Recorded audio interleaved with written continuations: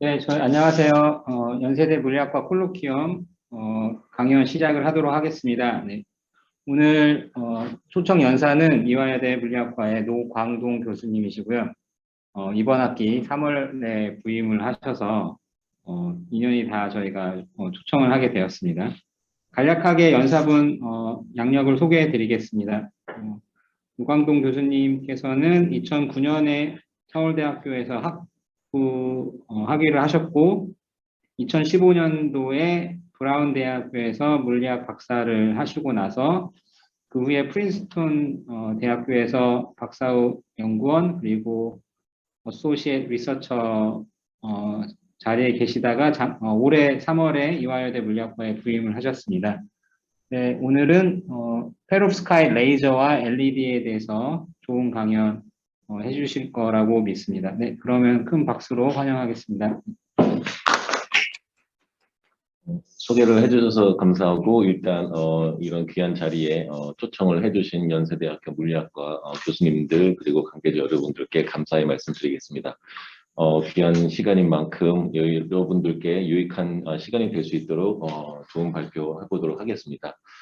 소개해 주신 바와 같이 저는 이화여대 물리학과에 이번에 부임한 노광동이라고 하고요. 오늘 이 자리에서는 이제 Next Generation of Photonic Source라는 제목을 달아봤고 구체적으로는 이제 페롭스카이트 레이저와 LED 디바이스에 대한 이야기를 나눠보고자 합니다. 먼저 이제 아웃라인으로서는 처음 인트로덕션에서는 이제 레이저에 대한 기본적인 프린서플에 대해서 간략하게 알아본 다음에 이제 메인 파트 첫 번째로는 이제 레이저를 알아볼 건데 그 중에서도 디스트리뷰티드 피드백 이라는 피드백 스트럭처를 사용하는 레이저, 그 다음에 그 안에서도 또한 밴드갭 엔지니어링이라는 세부 토픽에 대해서 이야기해 보도록 하고 LED 파트로 넘어가서는 이게 결국에는 나중에 레이저 다이오드와도 연결되는 부분이 있기 때문에 그것과 맞닿아 있는 부분의 LED에 대한 이야기를 나눠보고 마지막에는 정리하는 것과 이제 Q&A 세션으로 구성해 봤습니다. 첫 번째로 이제 저의 이제 연구 백그라운드에 대해서 간략히 소개해 드리자면, 먼저 저는 옵토 일렉트로닉스 디바이스를 이제 했는데, 레이저와 LED, 싱글 포톤 에미터, 그리고 솔라셀 관련된 디바이스 쪽으로 애플리케이션을 했었고, 머테리얼 측면에서 본다면 콜로이드 퀀텀 닷, 페롭스카이트, 올게닉 세미컨덕터, 이제 슈퍼컨덕팅 메럴까지 이제 이러한 머테리얼을 주로 이제 연구를 해왔었고, 그 이외에 이제 리서치 키워드로는 아래와 이제 같이 이제 이러한 연구를 주로 수행해 왔고 앞으로도 이제 수행할 예정인데, 오늘 이 자리에서는 이제 말씀드린 바와 같이 레이저와 LED 그리고 페로브스카이트에 대해서 포커스를 맞춰서 이야기해 보도록 하겠습니다.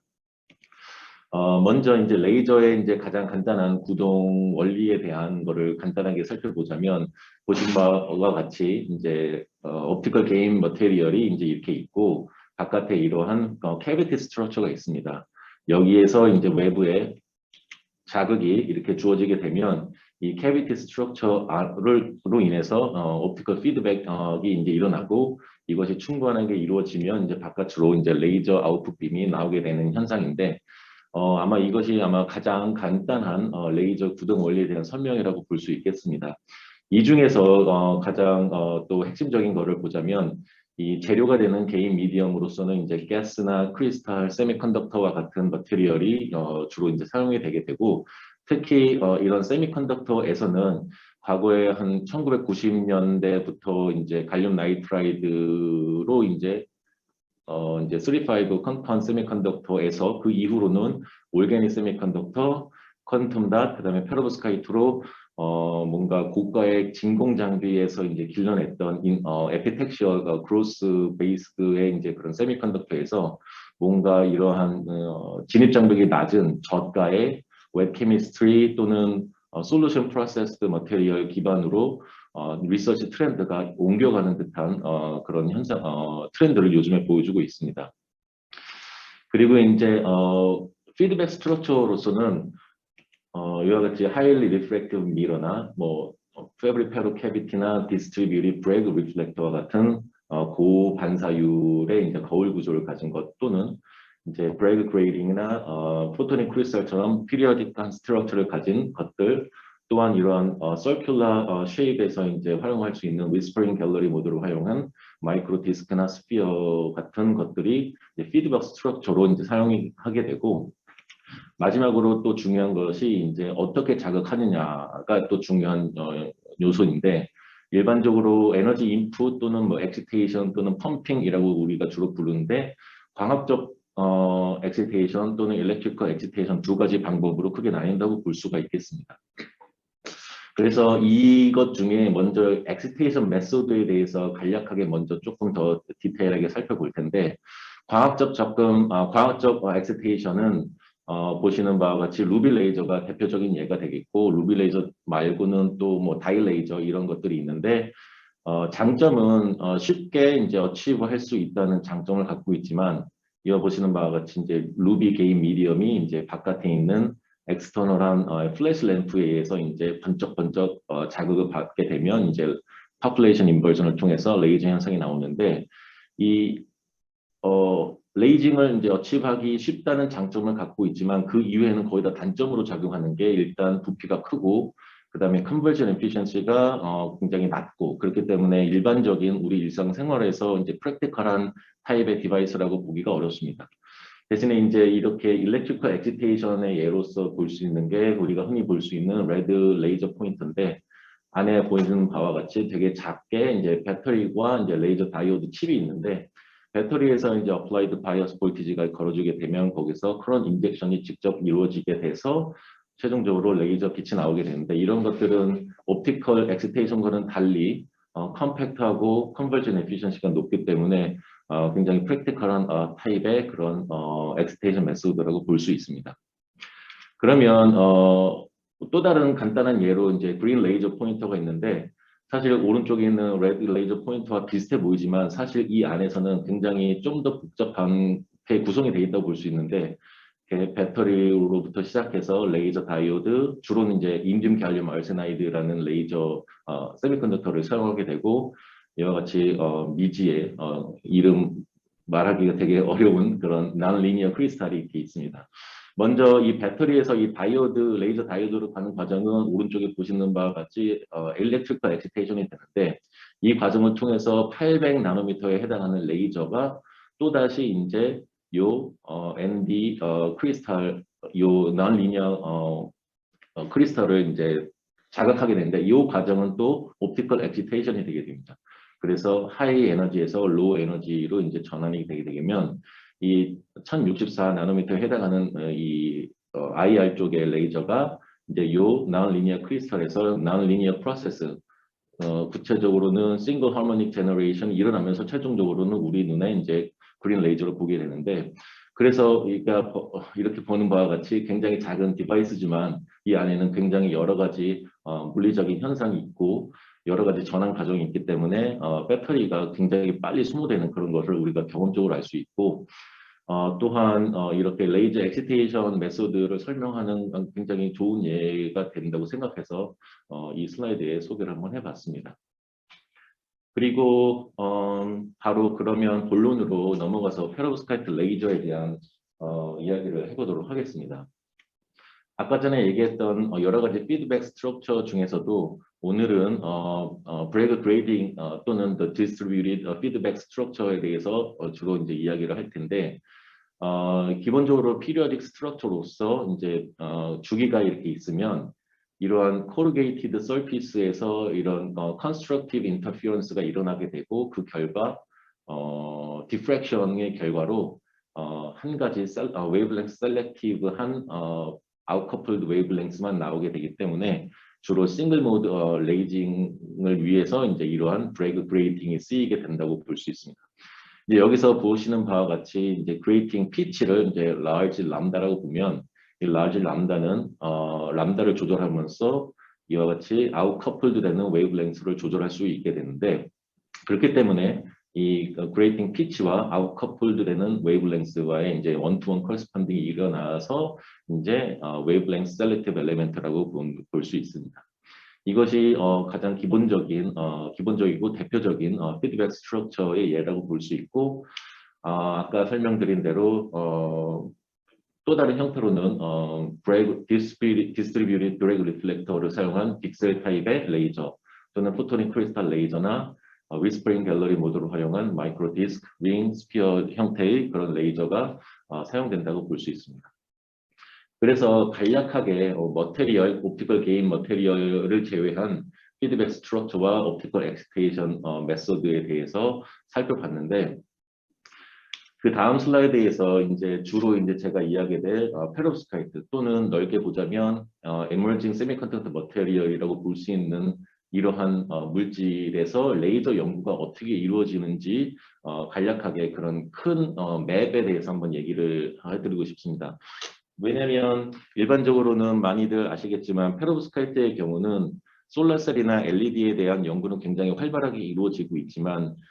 그거에 비해서 레이저 디바이스의 경우는 아직까지 이렇게 연구를 하는 그룹이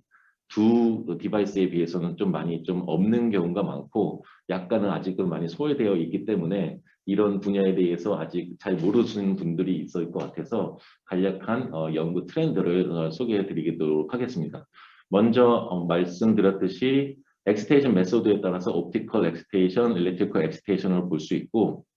데몬스트레이션 하기 쉬운 옵티컬 엑시테이션 중에서도 펄스 오퍼레이션과 이제 컨티뉴어스 웨이브 오퍼레이션으로 나눌 수 있어서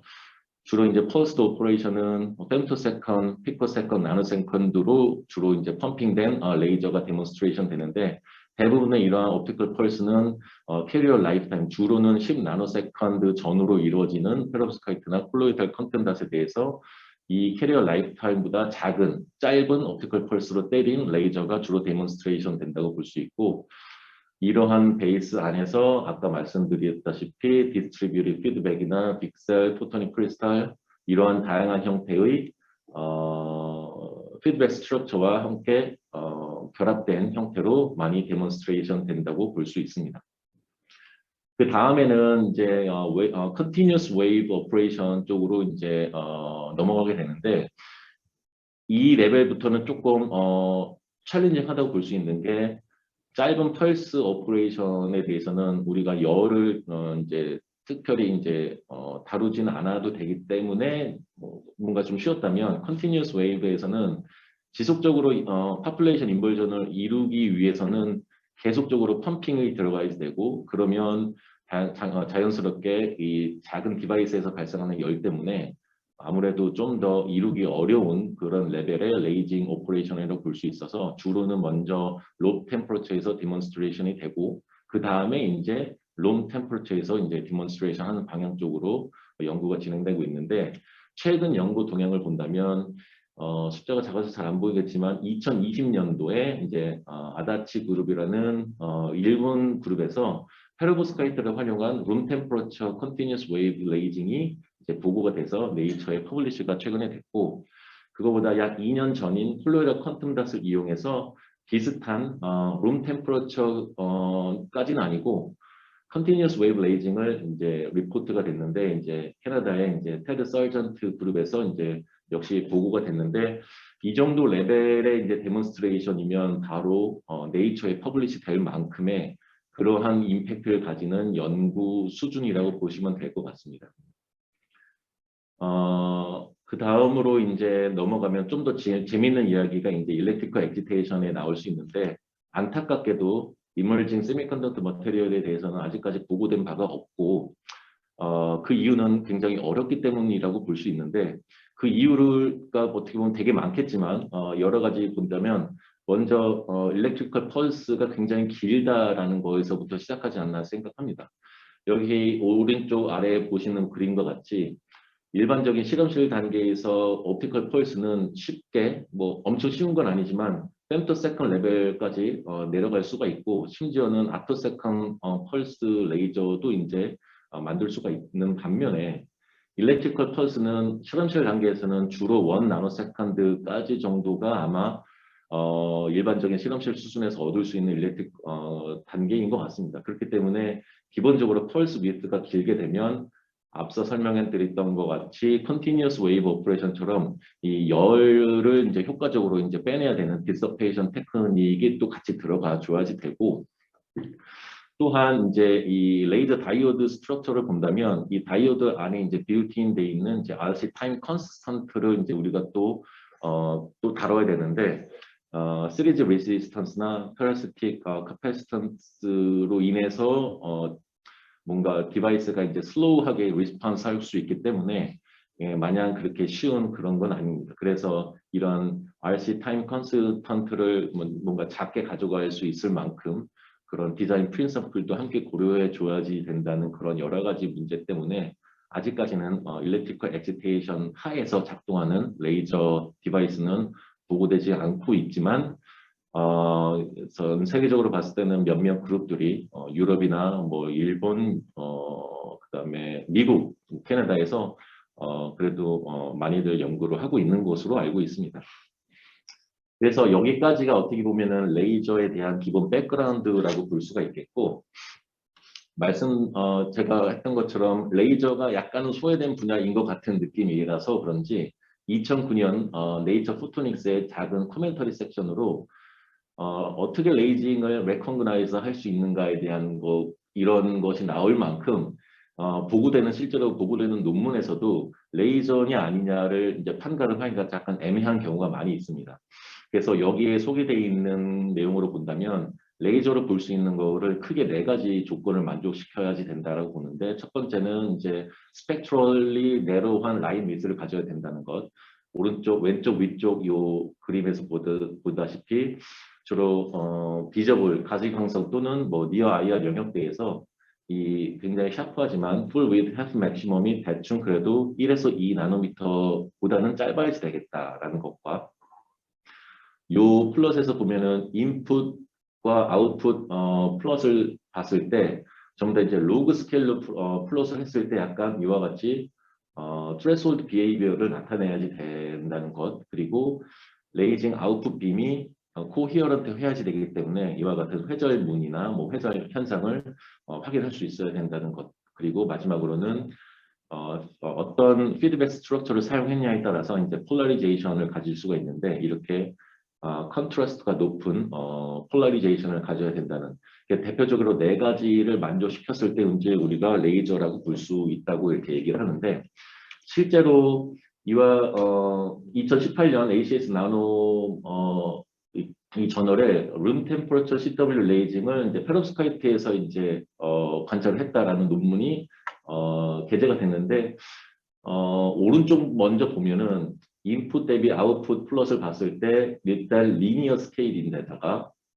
그다음에 이 가이드라인을 제외하면 사실 이 스레스홀드라고 볼 수 없을 정도로 거의 리니어한 거라고 볼 수 있기 때문에 레이징이 굉장히 의심되는 거라고 볼 수 있고, 왼쪽에 이제 보면은 스펙트럴 라인 위스만 보면 레이저처럼 보이지만 여기에 보면은 스레스홀드 전후를 비교했을 때 스레스홀드 이후에서 이루어지는 펌핑 인텐시티의 대부분은 레이징 인텐시티에 이제 거의 콜랩스 되고, 그 이외에 이제 PR 백그라운드는 사실 아무리 인텐시티를 높여도 잘 증가하지 않는 것을 볼 수 있습니다. 이게 어떻게 보면은 리얼 레이징 피노미나라고 볼 수 있는데, 여기 오른쪽에 보시는 바와 같이 레이징 스레스홀드를 전후로 샤프한 레이징 피크 보이지만 그 이후에 엑시테이션에 대해서 레이징 픽과 더불어 이 백그라운드 피해도 같이 증가하는 걸 볼 수 있어서, 이걸 봤을 때는 이거는 레이징이 아니라 뭔가 약간 디펙이나 파티클에 의해서 이제 스캐터링 된 그런 것에 의해서 이제 측정한 것이 아닌가라는 강한 의심을 드는 그런 거라고 볼 수 있습니다. 사실 실제로 제가 포닥으로 있는 동안에 이 논문을 이제 네이처 포토닉스에서 리뷰가 들어와서 일반적으로 저는 이제 제너러스하게 리뷰를 하는 스타일이라고 생각하는데, 이와 같은 경우에 대해서는 하드한 리젝을 줬던 경험이 있었는데, 후에 ACS 나노에 퍼블리시 된 걸 보고 약간은 좀 허탈했던 경험이 있었던 것 같습니다. 어쨌든 여기까지 대충 마지막으로 백그라운드 마무리 짓기 전에 레이저 스레스홀드에 대한 이야기를 해보고 싶습니다. 솔라셀에서는 효율이라고 그러고, 이제 LED에서는 엑스터널 퀀텀 에피션시가 어떻게 보면은 가장 대표적인 퍼포먼스를 결정짓는 요소라고 본다면, 레이저에 대해서는 스레스홀드 레벨이 이제 그와 상응하는 그런 퀀티티라고 볼 수 있는데 다양한 이제 엑스테이션 컨디션, 펄스 옵티컬이냐, 컨티뉴어스 웨이브 옵티컬이냐 또는 일렉트리컬 엑스테이션에 따라서 주로 보고되는 또는 사용되는 유닛이 좀 다른데 이와 같이 에너지 덴시티가 쓰이기도 하고 파워 덴시티 또는 일렉트리컬 엑스테이션에서는 이제 커런트 덴시티가 쓰이는데 왜냐하면 결과적으로 이런 다른 유닛이 쓰이지만 우리가 관심 있는 영역은 페로브스카이트 머테리얼 안에서 이제 제너레이트 되는 캐리어 덴시티가 어떻게 보면 가장 중요한 기준이 되는 피지컬 퀀티티라고 볼 수 있는데 이 쇼폴스에 대해서는 일반적으로 캐리어 라이프 타임보다는 짧기 때문에 중요한 요소가 토탈 업조브드 에너지가 중요하기 때문에 그래서 이와 같이 에너지 덴시티가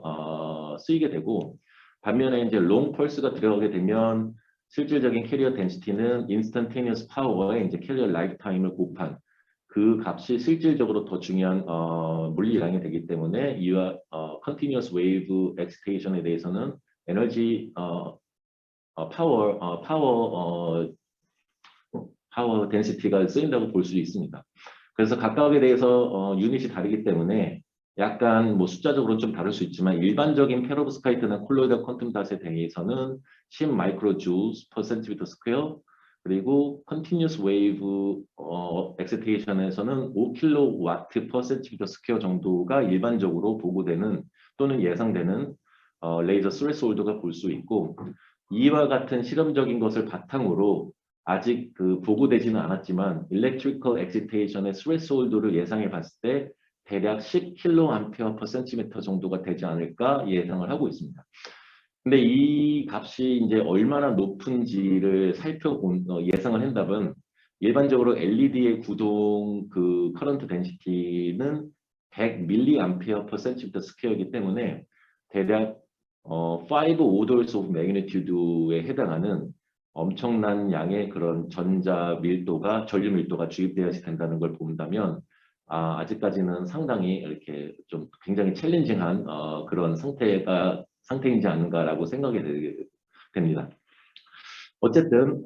이런 레이저 스레스홀드는 아래와 같이 이제 여러 가지 요소에 의해서 이렇게 좀 많이 달라질 수 있는데 어떤 웨이브랭스로 엑스테이션 하느냐에 따라 달라질 수가 있고 왜냐하면 페로브스카이트가 당연히 디퍼런 웨이브랭스에 따라서 다른 업조션을 가지고 있기 때문에 그리고 사용하는 필름의 두께와 펄스 위드 그다음에 펄스의 레피티션 레이트에 따라서도 같은 물질을 사용한다 하더라도 이런 다양한 다른 조건에 의해서 레이징 스레스홀드가 달라질 수 있기 때문에 LED와 솔라셀과는 달리 단편적으로 스레스홀드 값 하나만으로 이 레이저의 그런 퍼포먼스를 이제 규정 짓기는 조금 어려운 애매한 경우가 있다고 볼 수 있습니다. 어쨌든 여기까지가 간략한 레이저에 대한 백그라운드라고 볼 수가 있겠습니다. 그러면 본격적으로 페로브스카이트 머테리얼에 대해서 이제 이제 무게 중심을 옮겨서 얘기를 해보자면 많이들 이제 아시겠지만 페로브스카이트는 ABX3 형태의 크리스탈 스트러처를 갖고 있는 것으로서 올인 올게닉이나 또는 올게닉 인올게닉 하이브리드 형태로도 이제 가질 수가 있고 중요한 것이 이제 이 웹 케미스트리 베이스드 또는 이제 솔루션 프로세스로 가능한 이제 머테리얼로 많은 연구 그룹에서 이제 연구 진입 장벽이 낮아졌다고 볼 수 있습니다. 그래서 많은 연구가 보고가 되고 있고 그래서 빠른 디벨로프가 있지 않나라고 생각을 하고 디렉트 밴드갭 세미컨덕터이기 때문에 보시는 바와 같이 여러 가지 장점을 갖고 있습니다. 근데 그 중에서 이제 여기서는 하이 캐리어 모빌리티라고 해놓고 20 스퀘어 센티미터 퍼 볼트 세컨드 이렇게 돼 있지만 어떻게 보면은 일반적인 실리콘이나 갈륨 알세나이드 같은 경우는 1400 또는 뭐 거의 8000까지 이렇게 가는 걸 보면 좀 약간 좀 귀여운 수준에 불과하지만 올게닉 세미컨덕터 머테리얼의 경우는 대충 한 20년, 30년에 걸쳐서 뭐 1보다도 작은 0. 몇 정도서부터 요즘에 걸쳐서 이제 한 20 정도까지 이제 오른 걸 보면 페로브스카이트 경우는 그래도 상당히 빠른 시간에 이 정도 수준에 오른 걸 봤을 때 발전 속도가 그래도 빠르기 때문에 그런 그래서 좀 더 프로미싱하다고 이제 사람들이 많이 생각하는 것 같고, 그래서 이제 솔라셀, LED, 레이저와 같은 옵토 일렉트로닉스 디바이스에 주로 이제 많이 사용이 된다고 볼 수 있습니다. 또 한 가지 특별한 특징이 이제 튜너블 밴드갭 에너지라고 볼 수 있는데, 이 ABX3 중에 이제 X의 이제 헤일라이드를 이제 바꿔가면 헤일라이드를 컨트롤하면서 이제 니어 IR 쪽의 영역대에서부터 딥블루까지 이제 클로린을 사용을 되면 딥블루까지 이제 밴드갭을 튜닝할 수 있는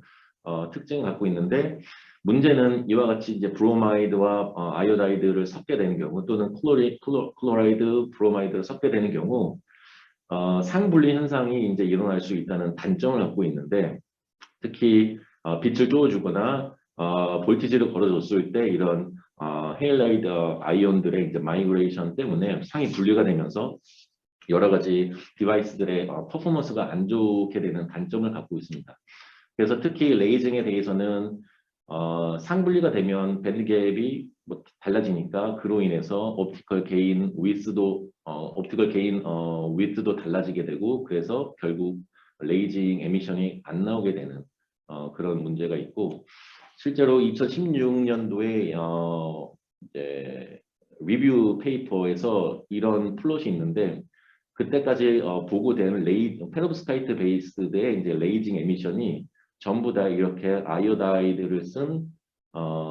니어 IR 쪽이나 또는 브로마이드만을 쓴 이제 그린 영역 쪽에만 집중되어 있는 것을 볼 수 있어서, 소위 얘기하는 여기서 레드 갭, 그린 갭과는 또 다른 페로브스카이트에서는 이런 레드 갭이 있는 것을 이제 확인할 수 있었고, 그 당시 제가 포닥으로 있을 적에 이 논문을 보고 이 사이에 이제 그런 레드 스펙트럴 영역들을 뭔가 채울 수 있다면 좋지 않을까 하는 그런 모티베이션을 갖고 있었는데, 주로 이제 사람들이 생각하는 게 비슷한 것 같다는 생각을 든 게 이미 2017년도에 비슷한 트라이얼이 있었습니다. 특히 포르메디늄 레드 아이오다이드 브로마이드를 사용했을 때 그래도 리퀴드 나이트로젠 템퍼러처에서는 이 사이에 이제 레드 컬러 레이징 에미션을 얻을 수 있었지만, 무슨 이유인지는 모르겠지만 상온에 대해서는 역시 아이오다이드와 브로마이드만 쓴 페로브스카이트에 대해서만 레이징 에미션을 관찰할 수가 있었고, 또 다른 페이퍼에 대해서는 룸 템퍼러처에서 뭔가 레이징 비슷한 그런 스펙트럼을 볼 수 있었는데, 말씀드렸 앞서 이제 레이징을 어떻게 구분하느냐에 대한 슬라이드에서 얘기했듯이 이 스펙트럴 위스를 보면 대충 한 5에서 10나노미터 정도 되는, 레이저라고 보기에는 약간 좀 두꺼운 그런 거를 확인할 수 있어서 엄밀히 말해서는 레이징은 아니다라고 볼 수가 있습니다. 그래서 이미 실질적으로 이 본문을 보면 이 중간에 decide not to call our observation raging 이런 얘기가 있고, did not observe any raging behavior 뭐 이런 얘기가 있는 걸로 봤을 때는, 처음에 이제 매니스크립트를 투고했을 때는 레이징이라고 주장을 했다가 이 리뷰 단계에서 뭔가 코멘트가 들어와서 톤 다운을 시킨 게 아닌가 하는 뭐 그런 예상을 할 수 있는데, 어쨌든 이와 같이 룸 템퍼러처에서 이러한 레드 영역대를 이제 커버하기 위한 여러 가지 시도가 있었는데, 저도 마찬가지로 시도를 한번 해봤습니다. 제가 케미스트리에 대한 백그라운드가 많이 없었지만, 그래도 이제 그 포닥으로 있었을 적에 동료 중에 그런 백그라운드 있는 친구들이 있어서 다행히 이제 운 좋게도 여러 디스커션을 통해서 이와 같이 되게 복잡해 보이는 페로브스카이트 머테리얼을 합성했는데, 두 가지 어프로치가 적용됐다고 볼 수 있습니다. 처음에 이제 A 사이트에서는 이제 세슘과 메스 암모늄의 이제 믹스처를 사용해서 소위 이제 빅 앤 스몰 컨비네이션이 이제 캐다이언 쪽에 사용을 했었고, 그 다음에 거기와 더불어서 추가적으로는 플로로벤진 암모늄이라는 그 플로로벤진 암모늄 베이스드의 셀프 어셈블드 캐핑 레이어를 이 페로브스카이트 메인 바디에 이제 약간 추가시키는 그런 쪽으로 해서 이런 멀테리얼을 합성을 했고, 이것을 바탕으로 헤일라이트 컴포넌트로 조절을 했을 때 그린 영역에서 니어 IR 영역까지 페이스 세퍼레이션 현상이 없이 안정적으로 앰플리파이드 스폰테니어스 에미션을 전 영역에 걸쳐서 확인할 수가 있었습니다. 그래서 이러한 머테리얼을 사용해서 이제 안정적인 레이징, 옵티컬 게인 프로퍼티를 확인해서 바로 이제 피드백 스트럭처를 얹으면 이제 레이저가 되겠다 해서 특히 요 머테리얼, 요 컴포지션에 해당해서 살펴봤는데 여기까지는 별다른 피드백 스트럭처가 없는 상황이기 때문에 여러 가지 레이징, 소위 얘기하는 레이징 모드가 중첩돼서 나타나기 때문에 이와 같이 브로드하지만 그래도 내로우한 앰플리파이드 되는 스폰테니어스 에미션을 볼 수 있었고 특히 어떤 스트레스 특정 레벨 이하에서는 이제 평범한 가우시안 PL을 볼 수 있었지만 스트레스홀드 레벨 이상에서는 마찬가지로 그레인 밴드 위스에 해당하는 영역대만 앰플리파이 되는 모습을 확인할 수 있습니다. 그래서 여기에 브레이크 그레이딩 스트럭처를 얹으면 이 그레이팅의 이제 피리어디시티를 조절해서 이 아웃커플드 되는 웨이브랭스가 요 옵티컬 게인 윈도우 안에 위치하게끔 잘 조절을 하게 되면 이게 오른쪽에 보시는 그림과 같이 더 내로우한 레이징 스펙트라를 얻을 수 있고 또 한 가지 주목해야 될 것이 이제 펌핑 에너지 덴시티가 주로 한 30 마이크로줄에서 이제 4 마이크로줄로 다운된 걸 볼 수 있습니다. 그래서 이 그레이팅의 이펙트로 스트레스홀드 레벨도 이제 줄어드는 것을 확인할 수가 있었습니다. 그래서 이러한 머테리얼뿐만 아니라 이제 다른 헤일라이트 컴포지션에 대해서도 이렇게 싱글 모드 레이징을 얻어낼 수가 있어서 우리는 이제 페로브스카이트 머테리얼, 심필름 머테리얼을 바탕으로 튠업을 한 싱글 모드 레이징 에미션을 확인할 수가 있었었고 또한 그 다음에 이제 철트 브레이크 그레이팅을 소개해드리고 싶은데 이거는 일반 그레이팅 피치와 아웃커플드 웨이브렌스는 1대1 관계가 있지만 샘플 한 샘플 안에 이와 같이 약간 사다리꼴 모양의 철트 그레이팅을 하게 되면 같은 샘플 안에서도 위쪽 영역에 대해서는 짧은 파장 그리고 아래쪽 영역에서는 긴 파장 영역대가 아웃커플드 될 수 있기 때문에 머테리얼을 바꾸지 않고서도 샘플의 위치만 조절하면서 레이징 에미션을 튜닝할 수 있는 그런 장점을 갖고 있습니다. 이러한 철트 그레이팅 자체가 되게 노벨한 스트럭처는 아니고 이미 한 20년 전부터 많이 사용되어 있지만 특히 더 중요한 거라고 볼 수 있는 거는 이제 이 페로브스카이트라는 씬 필름 자체에서 이 옵티컬 게인 밴드위스의 그런 튜닝이 가능한 영역대를 본다면 이 IR 영역대에서 755 나노미터에서 대충 805 나노미터까지 거의 한 50 나노미터에 해당하는 만큼 굉장히 브로드한 영역에서 싱글 모드 레이징을 튜닝할 수 있다는 점이 어떻게 보면 더 포커스를 맞출 그런 특징이라고 볼 수 있고 이 머테리얼뿐만이 아니라 이제 세슘 레드 브로마이드나 이제 믹스드 헤일라이트처럼 이런 머테리얼에 대해서도 튜닝 레인지가 지금 파장이 짧아질수록 튜닝 레인지는 짧아지지만 에너지 영역대에 대해서는 이 세 머테리얼 전부 다 대충 90 밀리 일렉트론 볼트에 해당하는 튜닝 영역대를 보였다는 것을 이제 확인할 수가 있어서 앞서 말했던 이 연구에 대해서는 이쪽에 와이드한 이제 튜닝 메커니즘이 있다면 이 연구에 대해서는 이제 파인 튜닝한 이제 메커니즘 그래서 두 가지 이제 튜닝 메커니즘을 통해서 테크니컬하게는 이제 이 그린 영역에서부터 니어 IR 영역까지 이제 모두 다 이제 튜닝할 수 있다라는 것을 그런 가능성을 보여주는 그런 페로브스카이트의 그런 특징에 대해서 지금 언급을 하고 있습니다. 그래서 지금까지 말씀드린 내용은 어떻게 보면 밴드갭 엔지니어링이라고 하는 서브 토픽이라고 볼 수 있는데 여전히 이 영역은 이 옵티컬 펄스드 오퍼레이션이라고 볼 수 있어서 뭐 그렇게 챌린징한 그런 영역은 아니지만 이제 좀 더 재미있는 일렉트리컬 엑시테이션으로 넘어가면 아직은 조금 더 어렵기 때문에 먼저 LED에 대해서 먼저 살펴보도록 하겠습니다. 그래서 특히나 이제 레이저 다이오드, 이제 일렉트리컬리 펌프 가능한 이제 레이저 다이오드를 위한 이제 LED 오퍼레이션, 특히 이제 익스트림한 컨디션에서의 LED에 대해서 얘기를 할 텐데 지금까지 살펴본 레이저, 특히 페로브스카이트 레이저는 이와 같이 기판에 피드백 형태가 얹어져 있고 그 위에 옵티컬 게인 미디엄인 페롭스카이트가 있는 형태라고 볼 수 있으며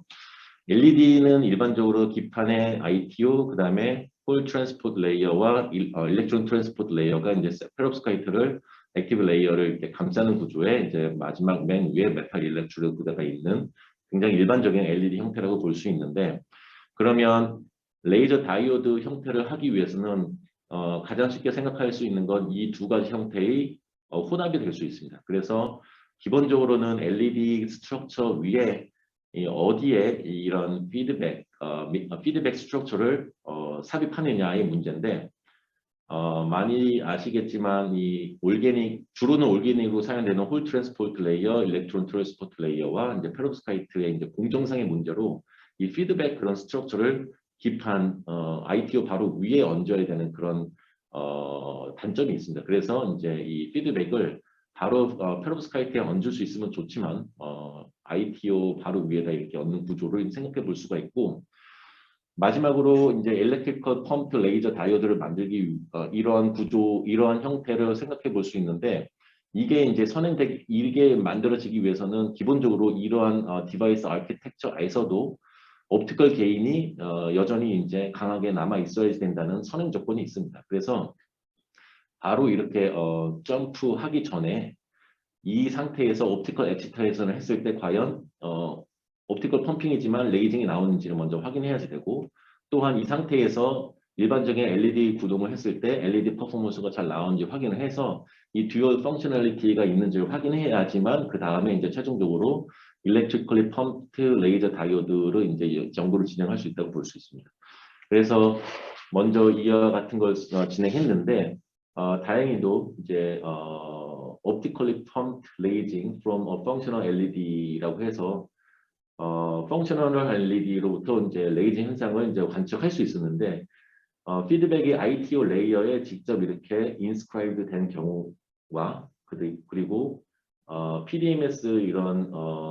나노 임프린트가 이제 직접 페로브스카이트에 이렇게 돼 있는 경우 두 가지 경우 이와 같은 경우는 PIN 스트럭처고 이제 바텀 에미팅 한 스트럭처이고 오른쪽 같은 경우는 이제 NIP의 이제 탑 에미팅 실리콘 서브스트레이트를 써서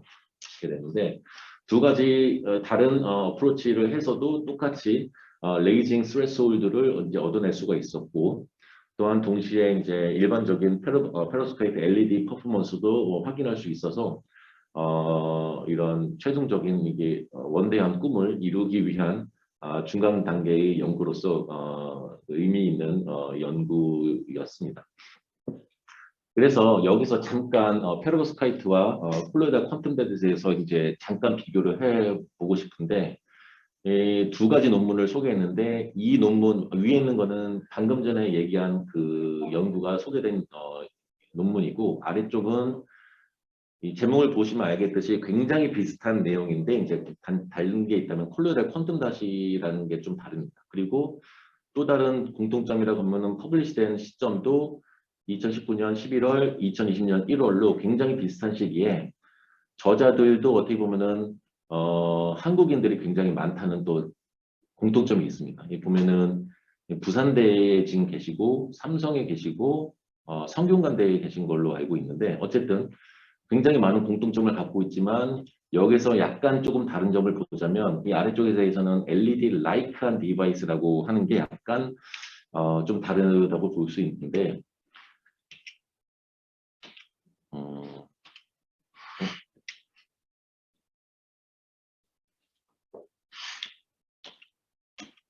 네, 예.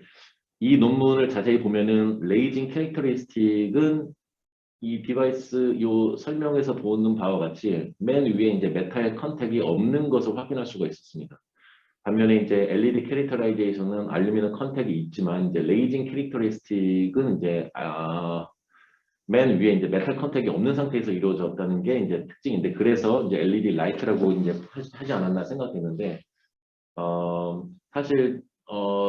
저 같은 경우도 이러한 메탈 컨택에 있으면 레이징이 안 나타나는 그런 경우를 발견해서 일반적으로 알루미늄을 사용하게 되는데 그래서 알루미늄을 여러 가지 시행착오 끝에 알루미늄을 실버로 바꾸게 됐고 실버로 바꾸게 되니까 이제 트랜스포트들이 또 다 바꿔 있어야 하는 그런 것 있었지만 결과적으로는 이런 것들이 이제 메탈 컨택의 유무가 어떻게 보면 이 두 논문에 큰 대비되는 점이라고 볼 수 있는데 말하고자 하는 포인트는 이제 올게닉 세미컨덕터, 콜로이달 퀀텀 닷, 페로브스카이트 요 세 가지를 비교해 봤을 때 이제 페로브스카이트가 이제 디벨롭 되기 시작한 지는 이제 그렇게 긴 시간은 아니지만 비슷한 시기에 비슷한 레벨의 연구가 이제 보고된 걸로 봤을 때는 앞으로 라이트 에미팅 디바이스로서의 그런 프로미싱한 그런 게 보이지 않나 하는 측면에서 두 논문을 소개해 봤고요. 그 다음에 그래서 이제 여기까지의 연구는 이제 여기 아직 LED까지만 볼 수 있고 이제 일렉트리컬리 펌프드 레이저까지는 이제 아직은 그 이전까지라고 볼 수 있는데 왜 어려운지에 대해서 간략하게 설명을 했지만 다시 한번 LED와 레이저의 디바이스 구동 범위를 이제 캐리어 덴시티나 엑스테이션 인텐시티로 이제 플롯을 해보면은 알 수 있겠듯이 한 5 orders of magnitude 정도에 해당하는 굉장히 다른 영역에서 사실 작동하는 디바이스라고 볼 수 있습니다. 그래서 이 목표를 달성하기 위해서는 두 가지 어프로치가 있을 수 있다고 생각하는데 첫 번째로는 굉장히 로버스트한 LED 디바이스를 만들어서 캐리어 덴시티가 이 정도까지 작동해도 브레이크다운이나 데미지가 안 일어나는 레이저 LED를 개발하는 것. 그리고 또 다른 어프로치는 스레스홀드가 굉장히 낮은 레이저를 개발하는 것. 이 두 가지 어프로치를 적절히 조합하면 최종적인 목표를 달성할 수 있지 않을까 이런 생각을 해보게 될 수 있고요.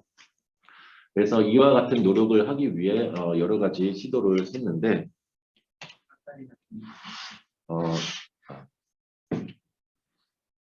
첫 번째로는 가장 쉽게 생각할 수 있는 건 펄스 오퍼레이션이 있습니다. 옵티컬 펄스처럼 이제 일렉트리컬 펄스도 DC가 아니라 이제 온 오프 타임과 바이어스 볼티지까지 이제 여러 가지 이런 것들을 조합해서 DC 오퍼레이션으로 했을 때는 요 정도 수준까지만 이제 커런트 덴시티가 주입될 수 있었다고 본다면 이 펄스 오퍼레이션을 통해서 좀 더 커런트 덴시티를 좀 더 이렇게 덜 이렇게 익스텐드 할 수가 있었고 또 한 가지 방법으로는 이렇게 커런 애퍼처를 이제 SiO2를 활용해서 커런 애퍼처를 이제 만들어주면 디바이스 사이즈를 줄여줄 수 있기 때문에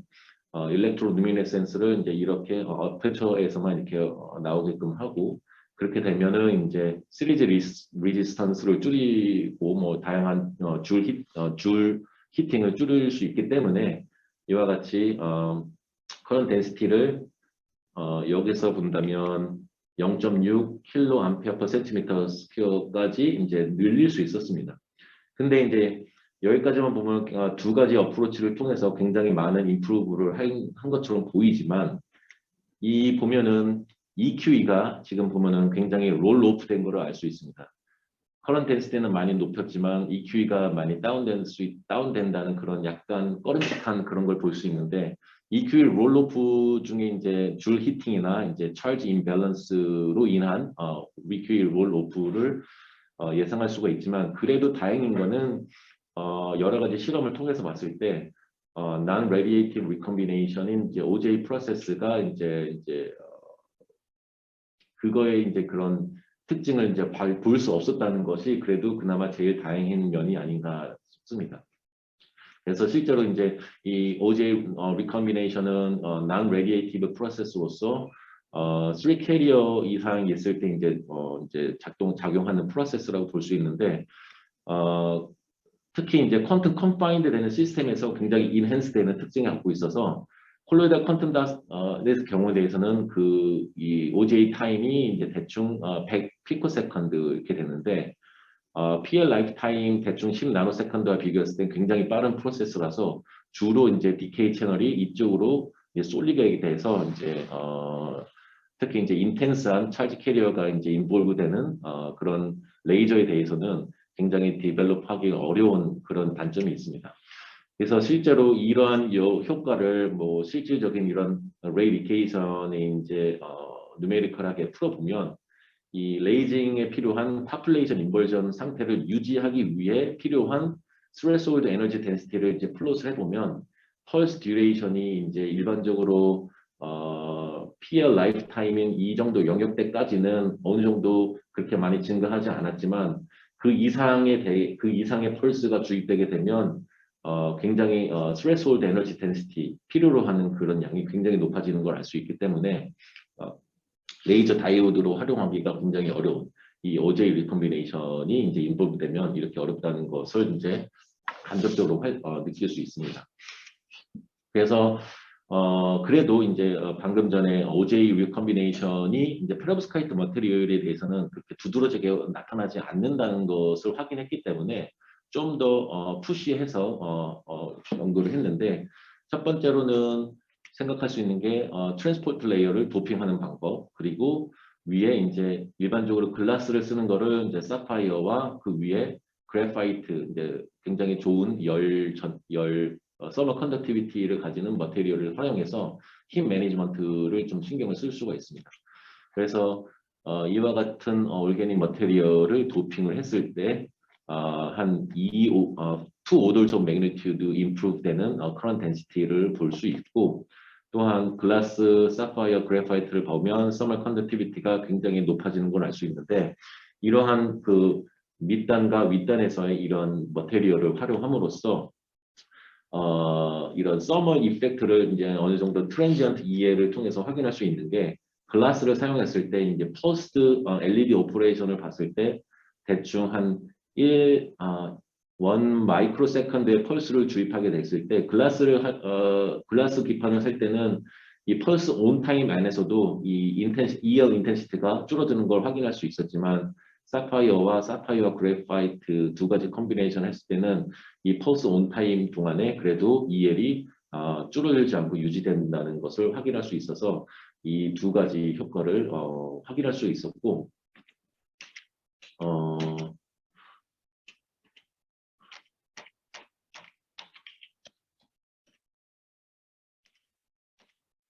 네. 그리고 이제 아까 말씀드린 시리즈 RC 타임 컨스턴트에 대한 그런 디바이스 컨피규레이션도 이와 같이 SiO2 커런 어퍼처를 사용하고 또한 아예 오버래핑한 에어리어를 줄이기 위해서 ITO도 패터닝해서 디바이스 면적 자체를 줄이는 방법으로 해서 RC 타임 컨스턴트를 줄이고 그로 인해 패스트한 리스폰스를 기대할 수 있고 라이즈 타임도 굉장히 빠르게 가져갈 수가 있기 때문에 여기서 보면은 1 마이크로 세컨드 펄스에서 최종적으로는 한 10에서 20 나노 세컨드 일렉트리컬 펄스로 작용하는 LED를 구동할 수 있었다고 여기까지 이제 볼 수가 있습니다. 그래서 이와 같은 다양한 노력 등을 통해서 봤을 때 이 LED 연구 중에서 이제 이와 같이 이제 인텐스한 오퍼레이션을 이제 포커스를 맞춘 LED 오퍼레이션을 봤을 때 맥시멈 커런 덴시티가 어떻게 되는지를 다른 연구 그룹들이나 아니면 콜로델 퀀텀닷과 이제 비교했을 때 일반적인 커런 덴시티 리짐은 이제 일반적인 LED에 대해서는 이 정도 영역대라고 볼 수 있으면 지금 여기까지 이제 18kA/cm까지 이제 볼 수 있는데 이거는 이미 예상한 스레스홀드 커런트 덴시티라고 볼 수 있습니다. 근데 아직까지 불행하게도 레이징 현상은 보이지 않고 있는데 그 이유에 대해서는 아직 모르지만 이와 같이 굉장히 더 인텐스한 영역에 대해서는 OJ 프로세스가 더 두드러질 수도 있고 또한 이제 힛 매니지먼트를 좀 더 액티브하게 또 해야지 되지 않나라는 생각을 하고 있습니다. 어쨌든 이와 같이 해서 연구를 이제 맞춰 본다면 첫 번째는 이제 페로브스카이트를 바탕으로 웨이브랭스 튜너블한 밴드갭 엔지니어링 영역의 연구가 있을 수 있고 이와 같이 레이저 다이오드의 이제 듀얼 펑셔널리티한 연구와 최종적으로 패스트 포스트 LED 오퍼레이션까지 이렇게 볼 수 있는데 그래서 지금 여기까지는 밴드갭 튜닝과 관련해서는 그린에서 니어 IR까지였지만 앞으로 더 중요도가 있는 거는 이제 니어 그린보다는 이제 블루 영역 쪽이 되겠죠. 그래서 와이드 밴드갭 쪽에 이제 더 효율적인 레이저 디바이스를 이제 디벨롭한 거가 또 다른 이제 연구 방향이 될 수도 있고 힙 매니지먼트나 뭐 다른 여러 가지가 이제 추가적으로 이제 앞으로 더 진행해야지 되는 과제가 아닐까 싶습니다. 그래서 여기까지 발표를 들어주셔서 감사하고 질문 있으신 분들은 질문해 주시면 감사하겠습니다.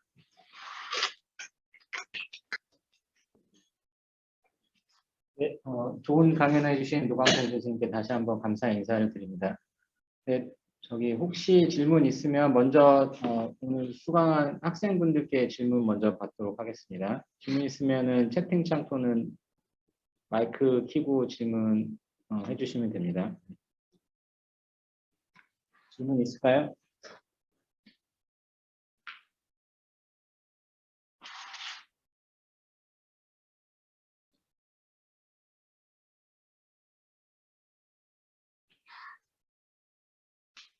우선 그럼 제가 먼저 질문 두 가지 정도 드리고 싶은데, 이게 예를 가지고 뭐 올게닉 뭐 LED나 아니면 솔라셀 같은 경우는 대면적 뭐 값싸게 만들면 여러 가지 그냥 예상되는 응용들이 되게 많은데, 저는 그냥 얼핏 생각하기에 레이저를 조금 값을 싸게 만들면 어떤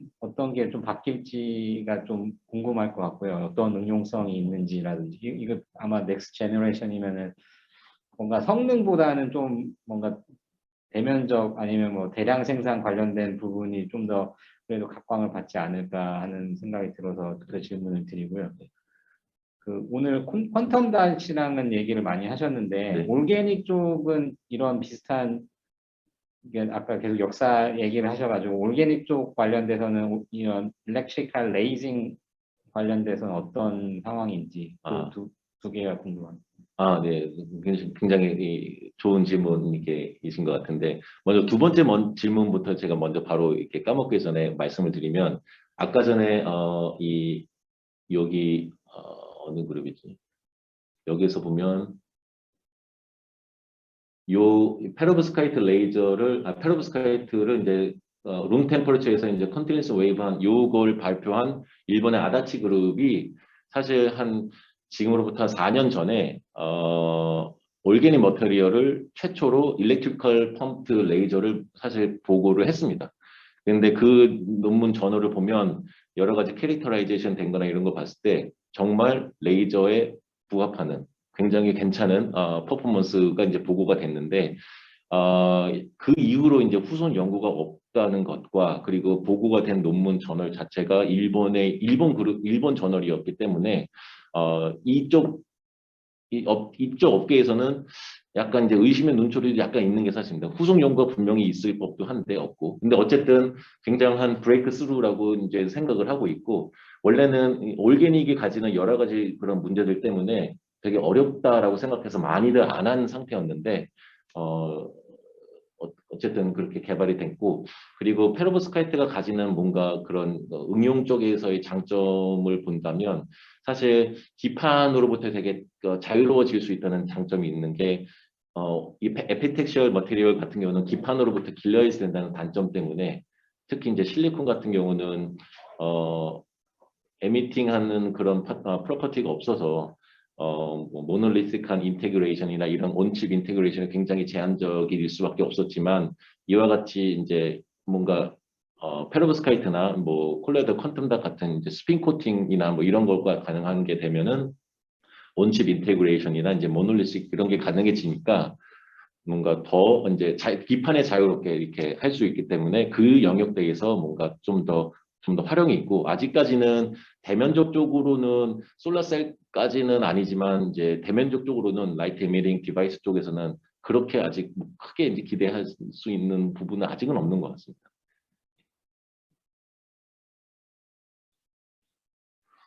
혹시 다른 질문이 있을까요?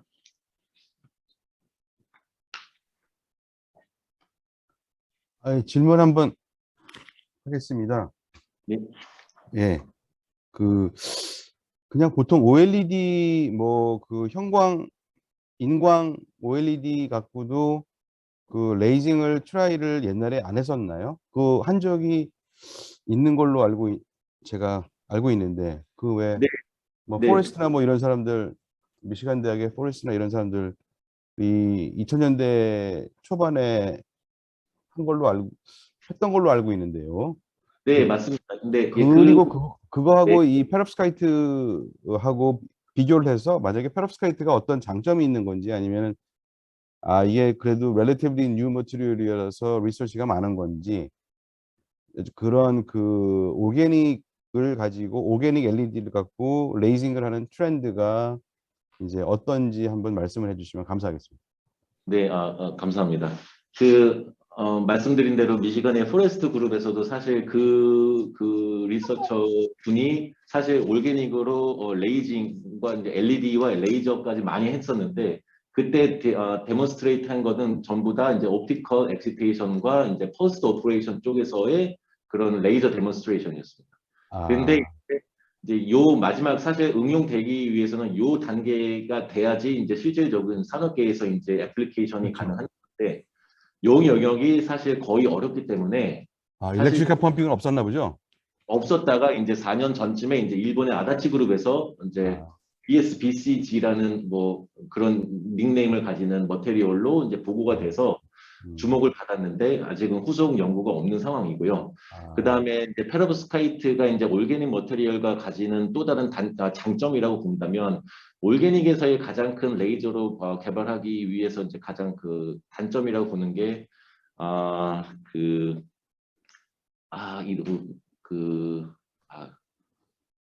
폴라론 업조션이 이제 올게닉 머테리얼에서는 이제 두드러지게 나타내기 때문에 그거가 이제 가장 큰 어떻게 보면 단점 중에 하나였는데, 그런 것들이 이제 페로브스카이트나 이제 콜로이달 컨덴사트에 대해서는 그런 것에서는 어느 정도 자유로워서, 그래서 이제 사람들이 그래도 그동안은 못했던 일렉트리컬 펌핑, 이제 그 에피텍셜 이후에 이제 그 이후에 제너레이션에서 시도를 했을 때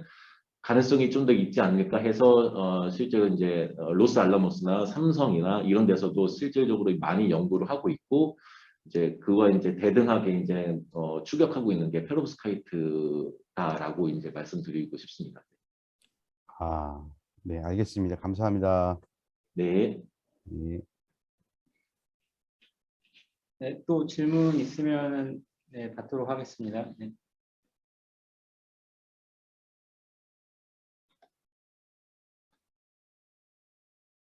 질문이 없나요? 너무 발표를 잘 해주셔가지고 질문이 없는 것 같은데. 없으시면 제가 간단하게 아까 이제 그 LED에서 이제 굉장히 큰 전류가 필요하다고 하셨는데, 네. 킬로암페어 퍼 스퀘어 센티미터 이 정도 막 하셨는데, 뭐 저희가 만드는 LED 일반적인 LED에 비해서 말도 안 되게 크거라. 근데 이제 그 전류가 많은 거 대비 네. EQ가 충분해야 될 것 같은데, 네. 얼마나 빛을 낼 수 있어야지 레이징이 가능하다고 보통 말씀하십니까? 기본적으로 이제 스레스홀드 기준으로는 뭐 10kA 뭐 센티미터 스퀘어 이렇게 보지만, 숫자를 대충 까보는데 캐리어 덴시티를 보면 10에 한 18승인가 19승인가 이 정도 그 캐리어 덴시티가 제너레이트 되는 거 돼야지만 될 수 있는데, 그러면 이제 레이저 다이오드의 경우 이제 스레스홀드뿐만 아니라 이제 EQ도 같이 높아져야 되기 때문에 사실 LED 퍼포먼스로 옵티마이즈 해야지 되고 레이징 퍼포먼스도 같이 옵티마이즈 해야지 되는 그런 두 가지를 다 고려해야 되기 때문에 또 어려운 상태입니다. 그래서 실제로 지금 제가 마지막 쪽에 보여드렸던 이 LED 퍼포먼스에 대해서는 보면은 커런트 덴시티 자체는 굉장히 높지만 여기에서 보여주는 EQ는 사실상 10%가 안 되고 한 뭐 높아봤자 5% 정도까지밖에는 이루지 못하는 상태입니다. 일반적으로 이제 LED에만 포커스를 맞추면 20%까지는 아니라도 15 이상, 15에서 20 정도까지는 이제 올릴 수가 있는데, 아무래도 레이징도 같이 하다 보니까 페로브스카이트 합성에 뭔가 조금 다른 식으로 접근해야 돼서 EQ가 안 나오는 문제가 있어서 그런 것도 사실 같이 고려를 해야지 되는 상황이 아닌가 그렇게 생각을 합니다. 10% 이상의 EQ에 이제 한 10kA per centimeter square의 이제 스트레스홀드 이 두 가지 정도가 이제 가장 큰 허들일 것 같습니다. 그렇게 되면 안에 엑스톤 매니지가 안 될 것 같은데 너무 갈아져서 그렇습니다. 그게 이제 레이저에 방해를 할 것 같다는 생각이 드는데 레이저 쪽을 워낙 잘 몰라서 제가 엑스톤끼리 이제 서로 상호작용하기 시작하면서 이상한 일이 벌어져서 보통 맞습니다. 네, 그렇습니다. 이게 파장도 바뀌고 뭐 이런 일들이 생기는 것 같은데 뭐 그런 걸 다 맞춰서 이제 옵티마이즈 해야 된다 말씀인 거죠. 네, 네, 그렇습니다. 그래서 사실 이렇게까지 높이긴 했지만 사실상 뭐 여러 가지 그런 시뮬레이션도 해보려고 했지만 이 정도까지의 커런 덴시티 상에서 사실 안 될 것 같아요. OJ가 그전까지는 없다고 했지만 그거는 이 단계까지 아니라 좀 더 약한 수준에서의 이제 OJ가 없는 걸 확인했지 이 단계에서는 사실 아직 디테일한 이 다이나믹을 제가 보지는 못했기 때문에 엑시톤과의 이제 인터랙션이 이제 또 생길 수도 있고 그러면 사실 알아봐야지 돼 이제 뭐 펌프 프로브나 뭐 이런 걸로 뭐 많이 좀 알아봐야지 되는 그런 거가 필요한 상황이긴 합니다. 저희가 최근에 했던 연구가 신경 크리스탈을 잘 기른 다음에 그 안에 익사이트를 잘 시키면 엑스톤이 엄청 많이 생겨서 얘네가 지네끼리 있는 것도 아니고 바이 엑스톤을 또 엄청 많이 만들고 막 이런 일이 벌어지는 것 같아서 네, 맞습니다. 그러면 디자인하신 거에서 막 벗어나기 시작하면 그렇습니다. 잘 이해가 안 가서 제가 잘 몰라서 뭐라고 질문을 드려야 될지 잘 모르겠네요. 사실 굉장히 좋은 지적을 하셔가지고 사실 그런 것들이 바로 직접적으로 이제 후속으로 고려해야지 될 상황인 거입니다. 네. 예. 좋은 지적 해주셨습니다. 감사합니다. 네, 또 다른 질문 있을까요?